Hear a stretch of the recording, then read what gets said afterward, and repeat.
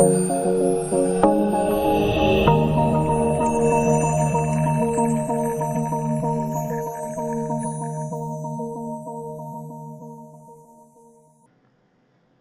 berjumpa kembali di pertemuan ketiga ya, mata kuliah visual sinematografi. Nah, materi kali ini kita akan langsung masuk ke tool yang akan kita gunakan dalam melakukan editing video ya. Jadi di pertemuan pertama, pertemuan kedua sudah kalian pelajari mengenai dasar dari multimedia dan dasar dari sinematografi ya, teknik-teknik pengambilan gambar, syuting, dan sebagainya. Nah, langkah selanjutnya setelah kita lakukan syuting, seharusnya kita akan melakukan editing ya. Nah, untuk melakukan editing, materi pada perkuliahan ini akan menggunakan tool Adobe Premiere Pro CC 2015 ya. Nah, materi kali ini akan membahas mengenai hal tersebut ya. Langsung saja kita masuk. Nah, dalam melakukan editing ada 4 variabel ya yang harus kita perhatikan ya. Nah, yang pertama adalah melakukan trimming ya, ataupun istilahnya adalah melakukan pemotongan potong-potong video, mana yang bagus, mana yang harus diambil, mana yang harus kita buang, mana yang harus diedit, dan mana yang tidak perlu diedit begitu ya. Kemudian setelah kita lakukan potong ataupun pemotongan video-video tersebut, itu kan nanti pasti ada jeda-jeda yang timbul dari bagian yang kita hapus ya, yang tidak kita pakai akan kita hapus. Nah, langkah selanjutnya adalah kita lakukan proses building ya, ataupun pembangunan ya. Pembangunan seperti apa? Yakni kita lakukan pemampatan ataupun pendempetan supaya jarak yang kosong tadi tidak terlihat dan akan rapat ya. Kemudian istilah edit ataupun manipulasi dan sebagainya itu dilakukan di tahapan yang correction ini ya. Kita memberikan efek pada video, efek pada audionya, kita lakukan transisi ya, fade in, fade out pada suaranya. Nah, semuanya itu adalah dilakukan pada tahapan yang ini, correction. Kemudian langkah yang ataupun variabel terakhir adalah combining, yakni adalah penggabungan, di mana setelah kita yakini video yang telah kita edit tadi sudah bagus, sudah sesuai dengan keinginannya kita, maka langkah terakhir adalah melakukan combine ataupun build ataupun export ya, export ke dalam bentuk satu video yang utuh ya. Nah, format video pun ada banyak macam ya.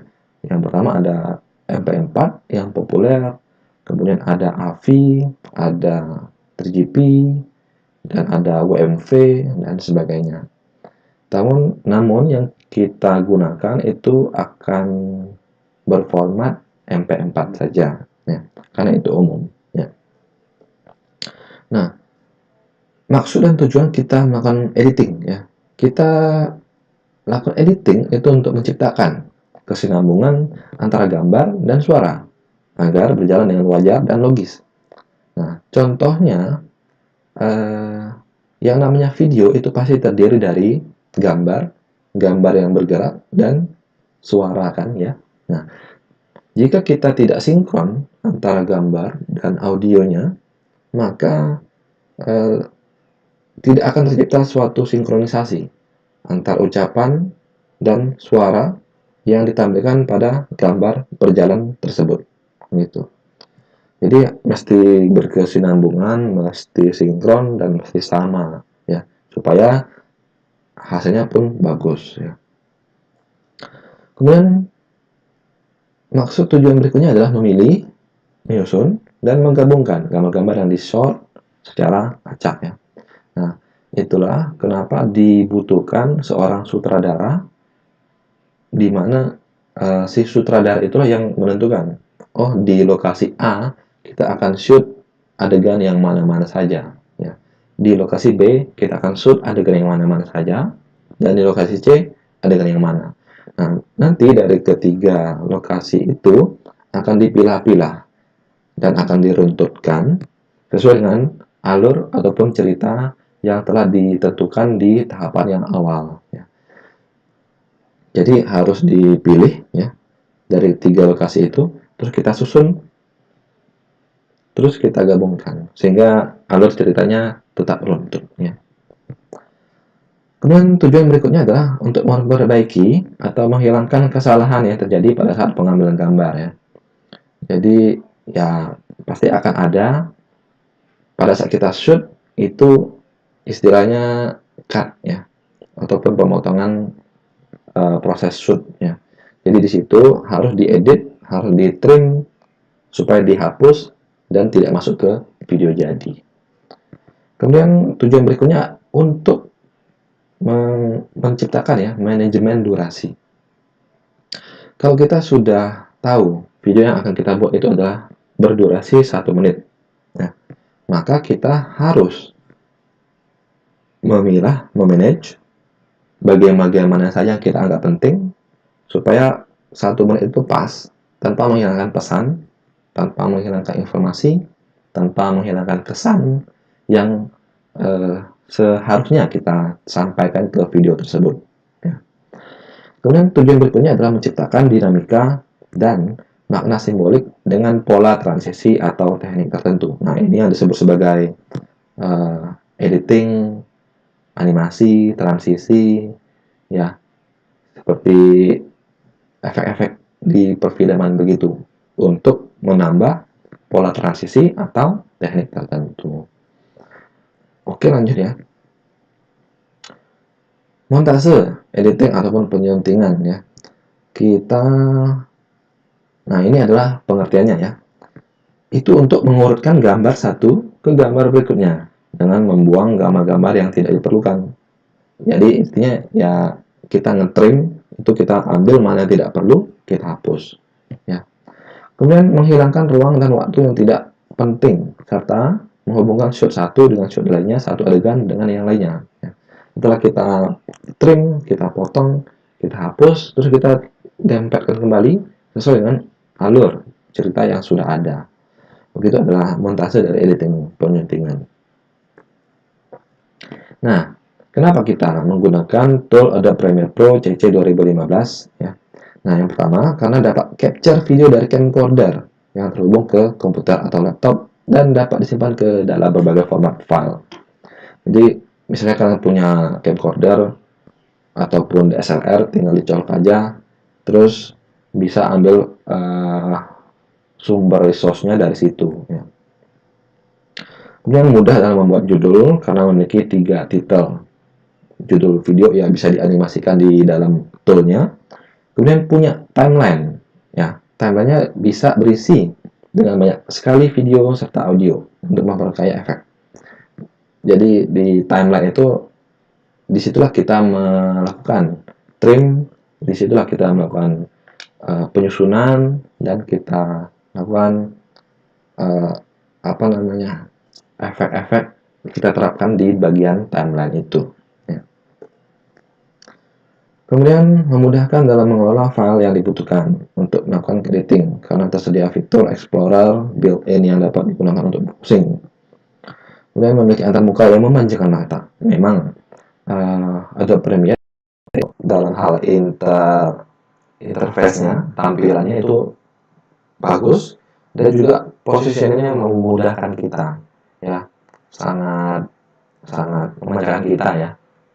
Oh ini di sini, oh ini di sini, kita mudah sekali untuk mengingatnya, gitu. Kemudian memiliki ketelitian. Nah, waktu edit sampai sekitar 0,01 detik. Jadi kalau kita zoom in terus itu timeline, nah kita bisa melihat ketelitian waktu dalam timeline-nya itu sampai 0,01 detik. Itu sangat detail sekali, sehingga nanti Kalau kalian sudah masuk ke 0,01 detik, itu tidak akan ada efek ataupun animasi yang terlewat di video akhirnya nanti. Nah, ini nanti halus ya, hasilnya adalah halus. Ada banyak sekali dukungan file video yang dapat diedit. Nah, ini nilai lebih juga dari Adobe Premiere Pro.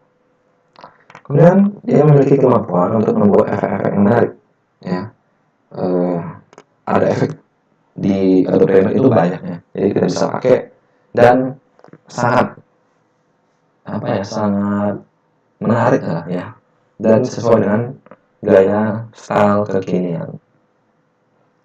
Kemudian memiliki dukungan media encoder yang berasal dari Adobe. Nah, encoder ini digunakan untuk ekspor video ke bentuk video jadinya. Kemudian tidak mudah crash, alias stabil. Dengan demikian pengalaman editing juga akan sangat baik. Ya, ini juga disesuaikan sih ya sebenarnya sama pengalaman si pengguna ya. Tapi kalau kita sudah edit video-video yang berat, sudah banyak, itu pasti bisa saja timbul crash. Kemudian dia juga sudah dukung sistem 64 bit, ya wajar ya untuk suatu produk di zaman sekarang. Kemudian dapat melakukan time reverse atau membalik jalannya video ya. Ya, time lapse gitu ya. Bukan time lapse ya, time reverse ya. Kalau jalannya ke kanan, nanti dia mundur ke kiri, diputar balik gitu. Kemudian mendukung format output berupa video HD, itu sudah wajib. Dan memiliki fitur auto save, ini sangat penting bagi kita editor ya, editor film ataupun video. Kemudian memiliki fitur rendering atau penggabungan video tanpa memasukkan suara yang rata-rata.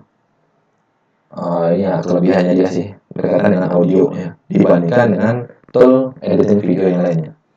Kemudian dia dapat memilih output video edit yang beragam ya. Format ekspor videonya beragam begitu. Oke, begitu end of slide-nya. Nah, untuk selanjutnya kita akan masuk ke ini ya, demo dari aplikasinya. Oke, saya akan mendemokan ataupun mengenalkan kepada kalian antarmuka dari Adobe Premiere Pro. Nah, setelah kalian install, kalian tinggal buka menu ini Windows, terus kalian ketikkan Adobe saja. Terus tinggal dipilih Adobe Premiere Pro, CC berapa yang mau kalian akses. Tinggal diklik dan ditunggu. Ini kinerja dari cepat atau lambatnya juga tergantung sama spek ataupun spesifikasi dari laptopnya kalian ya. Kalau sudah RAM-nya besar, prosesornya bagus, ada GPU apalagi, itu pasti akan sangat kencang. Nah, sekedar informasi, laptop yang saya gunakan dalam rendering ataupun proses perekaman ini menggunakan RAM 4 GB ya, jadi standar. Cuman dia sudah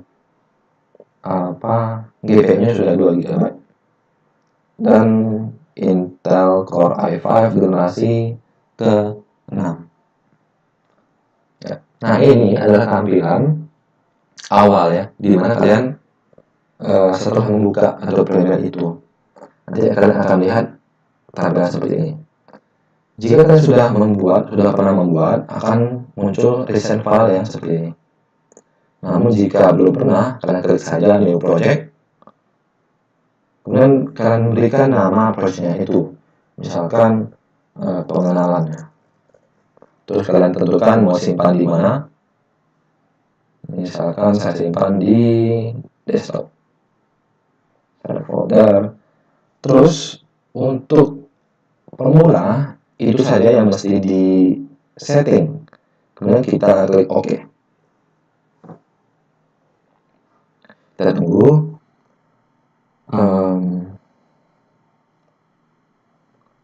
Kembali lagi ya. Nah, ini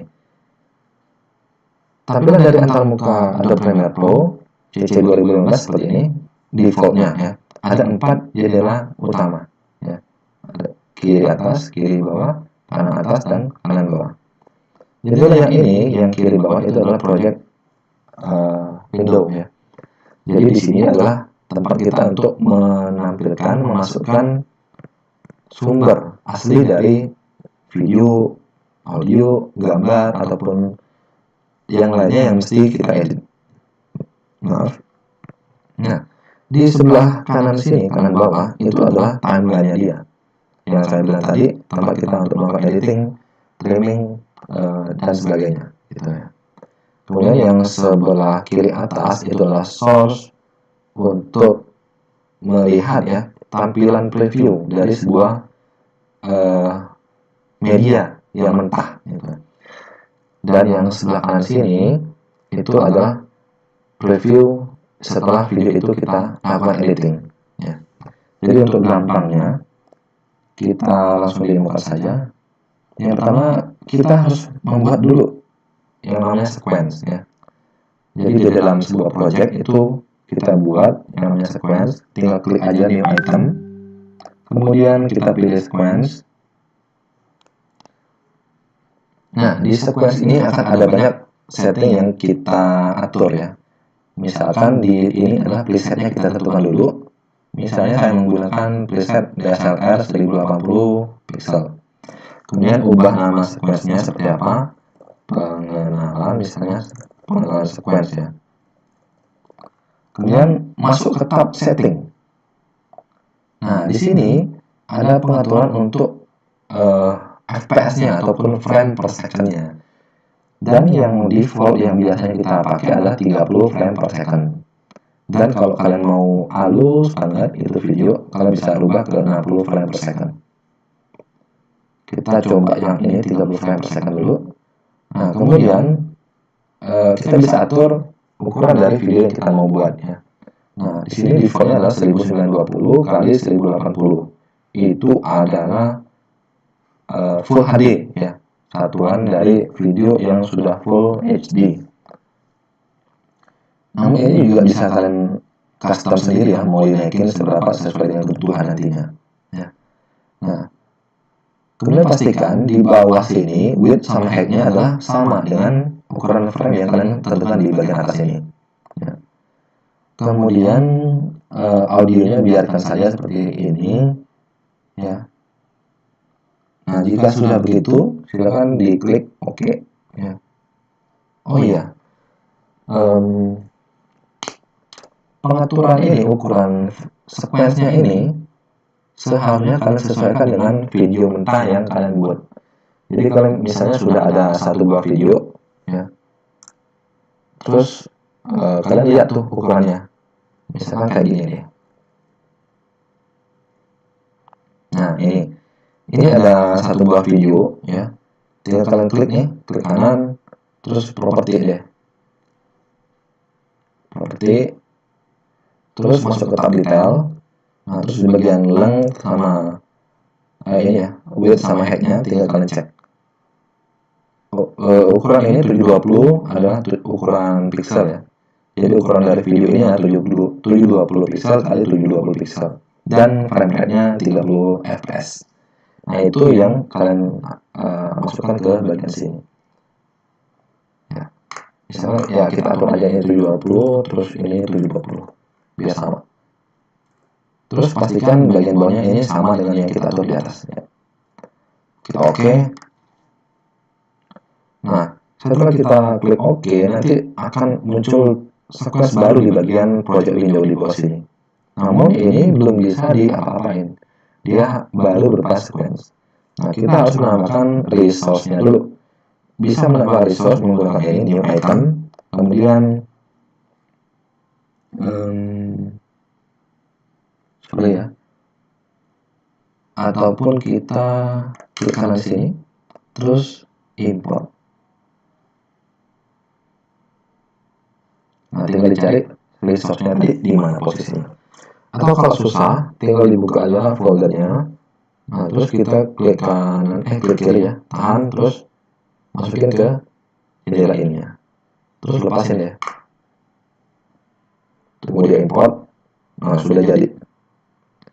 Nah, di bagian timeline-nya tadi akan otomatis ada isinya ya. Setelah kita membuat sequence, nanti akan ada isinya. Nah, ini video ini tinggal kita klik aja, drag ke bagian sequence-nya ini. Kalau ukuran yang kalian gunakan itu sama dengan video mentahnya, dia akan langsung taruh aja di sini tanpa ada warning begitu ya, perbedaan ukuran video. Kemudian, nah di bagian sini kita bisa preview dulu ya. Jadi kita bisa klik dua kali. Kita klik dua kali video mentahnya yang di project window. Nah, nanti akan muncul preview. Nah, jadi kita bisa play juga sih dari jendela yang ini ya. Nah, kita play. Itu kita bisa stop. Nah, terus di preview ini manfaatnya ataupun tujuannya untuk apa? Kita bisa melakukan pemotongan juga sih sebenarnya di sini. Ya. Jadi misalkan kalau kalian mau potong di sini misalnya, ya. Terus kalian tinggal klik aja ini mark in. Terus tentukan lagi mau motongnya sampai di mana. Misalnya sampai di sini. Terus kalian klik aja ini mark out. Nah, jadi dari video yang panjang tadi kalian cuma hanya mau ngambil yang video ini aja. Nah, setelah kalian potong, kalian bisa klik aja ini atau di video ini ya. Klik tahan ke timelinenya langsung, terus dilepasin. Ya. Itu akan narik video sama audionya ya. Tapi kalau kalian hanya mau ngambil videonya aja, kalian bisa klik tarik yang drag ini aja. Terus taruh di timeline. Nah, dia cuman video aja. Tapi kalau kalian mau ngambil audionya aja, itu di bagian sininya, terus ditaruh di bagian sini. Itu adalah kegunaan dari yang preview ini. Tapi saya lebih suka ini ya, melakukan editing di timelinenya langsung, bukan di sininya. Karena ribet sih ya. Nah, ini kita hapus saja, tekan delete. Nah, terus ini di sini ya. Untuk menjalankan ini ya kita tinggal tekan tombol play atau tekan tombol spasi di keyboard kalian. Kalau mau stop ya tinggal spasi lagi, mau jalanin spasi lagi, spasi. Oke. Nah, fungsi dari tool ini ya, sini nih fungsinya untuk selection tool ya, ataupun menggeser ataupun memindahkan objek itu, sama seperti Photoshop sih. Terus yang umum digunakan yakni adalah razor tool.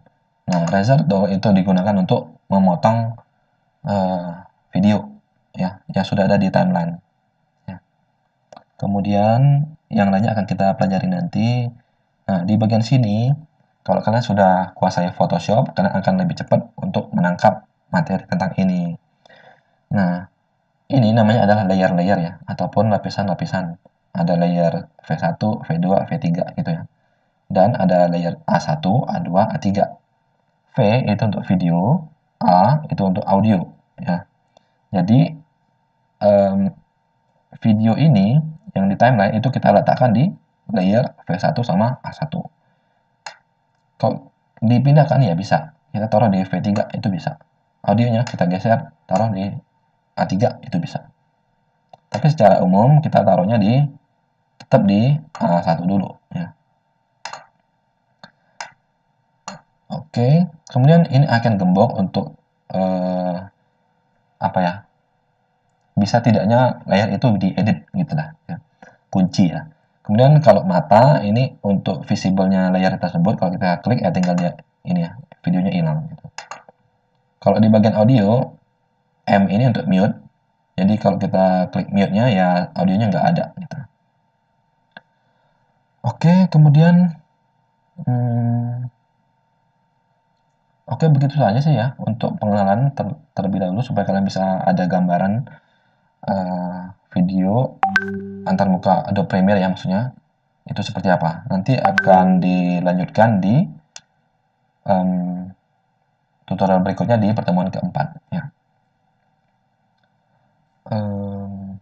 Oke, begitu saja mungkin saya pikir ya.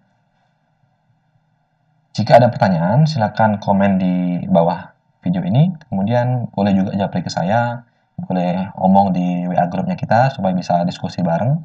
Kemudian jangan lupa untuk support channel ini agar bisa bermanfaat bagi orang lain ya, bisa bermanfaat bagi kalian sendiri. Jangan lupa klik like, subscribe, bagikan, dan juga klik tombol icon notifikasi loncengnya supaya kalian bisa tahu kapan saya sudah unggah kembali updatean terbaru mengenai video saya. Oke, demikian saja. Terima kasih. Selamat malam dan salam budi luhur.